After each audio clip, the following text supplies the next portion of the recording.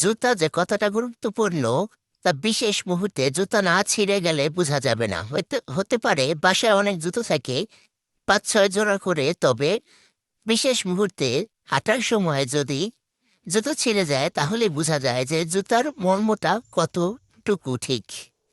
আমি ঠিক সেদিন সকাল সকাল এক জায়গায় যাওয়ার জন্য রওনা দিলাম, একটা কালো কালার জুতো পরে। হঠাৎ করে মাঝপথে গিয়ে জুতোটা ছিঁড়ে গেল। আশেপাশে তাকিয়ে দেখি যে কোনো জুতো দোকান এখনো খোলেনি, যেহেতু খুব সকাল। তারপরে একটা জুতোর দোকানের সামনে দেখি এক মামা দোকান খুলবে তাকে যে বললাম, মামা দ্রুত দোকানটা জুতার দোকানটা খুলেন, আমি এক জোড়া জুতো নিব।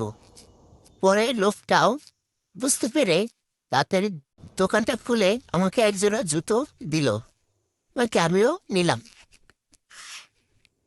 যখন আমি খালি পায়ে রাস্তাতে হাঁটতেছিলাম তখন বুঝতেছিলাম যে জুতাটা আসলেই কতটা গুরুত্বপূর্ণ। জুতা ছাড়া এক পাও হাঁটা যায় না।